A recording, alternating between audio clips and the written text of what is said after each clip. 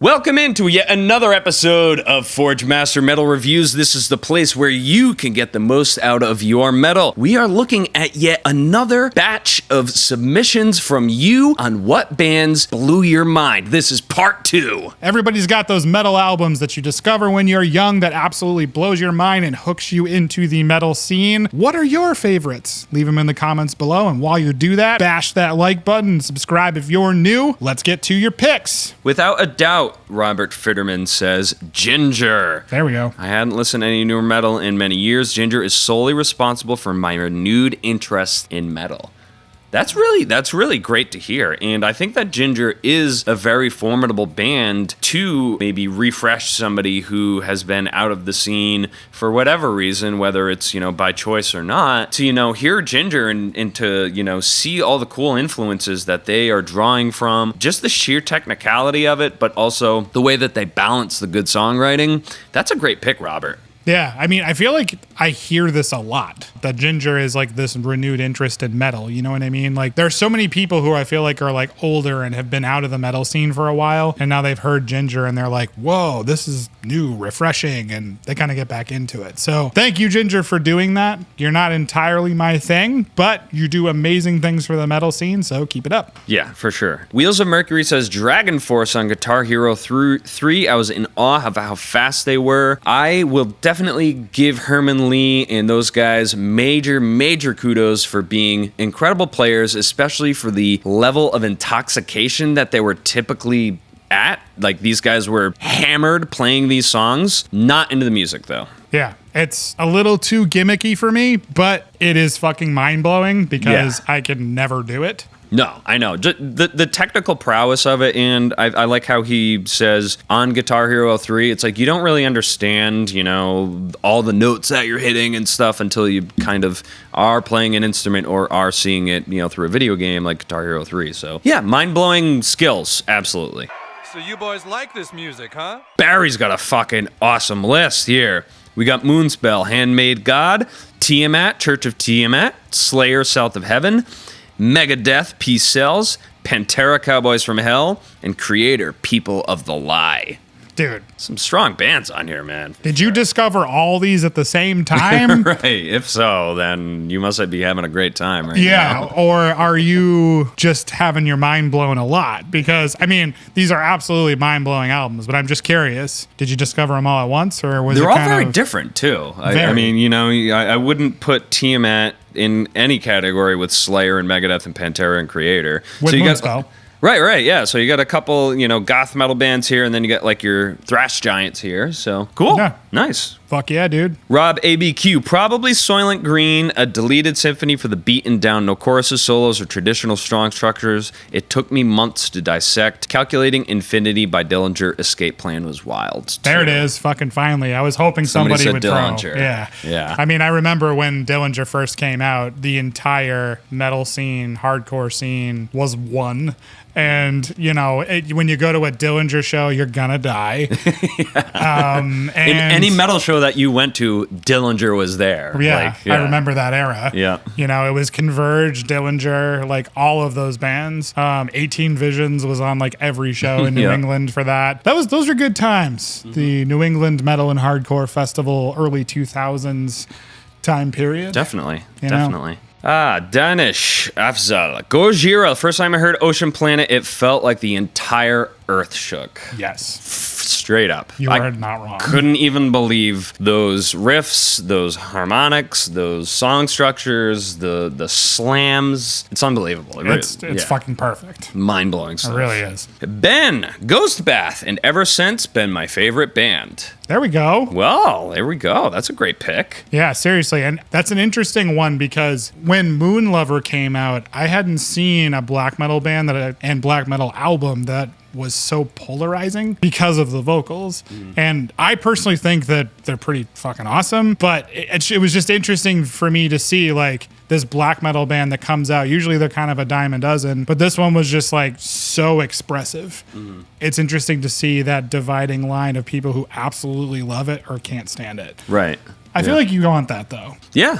Can't please them all. If you do, you're a people pleaser. Right, exactly. And in the world of extreme metal, you should know your sound. You should know the people that you want to get after and fuck everyone else, I guess. Isn't that the most metal thing ever? Like, yep, it is.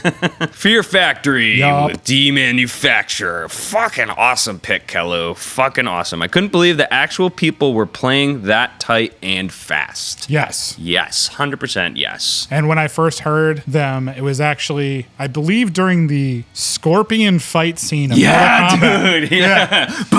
Yeah. I know exactly what you're talking about. And Yeah. I remember when I heard that, I was like, what is that? Yeah, yep. And I checked it out, and it was Demanufacture, and I was fucking blown away. Yeah. So, great pick. Listening to that record, it sounds like you are in like the Cyberdyne like system plant, like watching T800s get assembled. It's so awesome. Iron Maiden and Metallica, says JC Rock and Metal Reviews. It sounds like obvious choices, but they were the first metal bands that I listened to 30 plus years ago. I find it interesting that probably over a dozen comments down, and just now we're seeing Metallica and Iron Maiden, which is, I mean, they're just the classics. Like, a lot of people start with Master of Puppets, or they start with Ride the Lightning, or they start with Power Slave. You know, from there, you're hooked, you know? Yeah. Once again, we're seeing bands from a lot of different eras. So we're seeing some old timers, you know, saying, you know, that they heard stuff on the radio or TV 30 years ago. And then, you know, we've got, you know, 20-something-year-olds who are saying, you know, I heard Ghost Bath on iTunes last week or whatever. So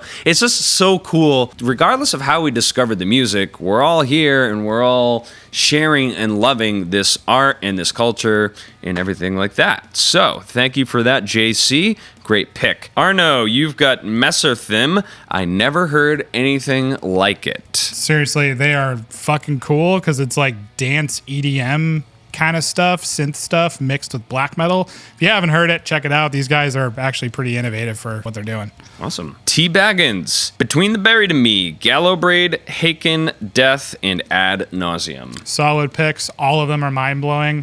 Between the Buried and Me especially. Yeah. And I remember the first time I heard Colors, I didn't know that metal could get that crazy. Right. And if you haven't heard Colors 2 yet, what are you waiting for? Yeah. Fix that. And Gallowbraid, yes. Like, 100% for anyone who is a fan of, like, you know, the Agalloch blackened folk metal, you know, atmospheric black metal, you gotta get on Gallowbraid because we need them to make another album. Yep, please do that. Yep, blow up their inbox. Theodros says Carcass. Granted, it was the Swan Song album. Actually, probably my favorite album by them, not for nothing. I was young, but it drove me to listen to their other, much better albums. You can't get much better than Swan Song, but that's my opinion. Carcass? You can't fucking beat them, man. No. And like Torn Arteries, these guys are old now and they're still absolutely destroying. Yeah. Like Torn Arteries was amazing. Album art sucks, but the album itself is unbelievable. And I don't know, man, like when Symphonies of the Sickness came out, well, I was alive, but I was young. When that came out, when I heard it, it was just fucking crazy. I didn't know. There was no growls that low yet. Right. Yeah. You know, like they were just genre defining at the time. You know, plus the album artwork was disgusting. Yep. We got Anthony with Acid Bath When the Yes. Kite String Pops. Yes. Fucking awesome band. Yeah. So Super good. overlooked. Yeah. Yeah. If you haven't heard Acid Bath, you're missing out. They are very, very unique and pretty scary too. Yeah, their music gives me the creeps, and I don't, you know, attribute that to a lot of bands, but they definitely have, like, they embody that, like, southern, like, voodoo and, like, inject it into their music, and yeah, It's gross. it's weird And stuff. that's awesome. Check it out. We got Matthew, two actually, Gojira and Kardashev. Nice. Awesome picks. dude. Seriously, Kardashev was pretty mind-blowing because especially we don't have bands that are doing post-rock, gaze, shoegaze kind of stuff and death metal. And that band takes the two and just mashes them in the perfect way. If you haven't heard Kardashev yet, fix that. That band is fucking awesome. For sure. Helix, Walking the Razor's Edge. It was 1984. I was 9 years old. M. Sverige. Thank you for that comment. Yeah, I haven't heard that one. No. Check. You're going to have to check that one out. Thank you, Scientist. Alexander says, thank you, Scientist is one of his pick, jazz rock / metal. Fucking awesome band. If you like Protest the Hero kind of stuff, they're definitely different from Protest the Hero, but that's like the only kind of similar band I could think of. Really cool stuff. That band is very, very innovative and totally underrated. And Corey, great pick here with Sigh. Yes. Super unique band from Japan. I don't even know how to categorize them. Like every album is like its own thing. I mean, they're black metal, but it's not black metal. Like, Right. Yeah. You know, they have saxophones. They have all kinds of weird progressive song structures. Very strange band. Very amazing band if you haven't heard them. Yeah, super unique. We got Metal Trenches. He says, BT Bam with the Silent Circus. Another Between the Buried and Me pick. I mean, they really are like one of those kinds of bands where if you ask, you know, a bunch of metalheads in one room, you know, what's like one of the most incredible metal bands you've ever heard, I think 40% of them are at least going to throw Between the Buried and Me in their top 10 list or whatever. Easily, yeah. I wouldn't be surprised. So the name is in Cyrillic, so we're not going to try and read it. One Direction, that's fun, and Ulcerate. Yes. Can we please have a One Direction Ulcerate mashup? Because I would awesome. love to fucking hear that. Yeah. Seriously, the Ulcerate are just punishing atmospheric death metal. Awesome shit. If you like Gorguts, you'll love Ulcerate. T Baggins, we're going to put you on here twice, I guess. Vektor, you put Vektor on your other comment. But yeah, nice. Yeah, pretty good. And Old Man Jim H, another Jinjer pick. Fuck yeah. So, and I mean, I'm assuming based on their name that person is an old man. So I think that we've seen a couple people who may have been out of the metal scene or, you know, are older, may have fallen out of the, you know, don't listen to metal anymore. And then Jinjer snaps them back in. Yeah. That's what they do. And thank you so much for all your submissions for part 2 of the bands that blew us away. We appreciate all of your comments and suggestions. Be sure to hit the like and subscribe button if you haven't already. If you haven't checked out part 1, link will be up here. Thanks so much. Take care, Forge Masters. Make sure you don't live on Elm Street. See you guys next time.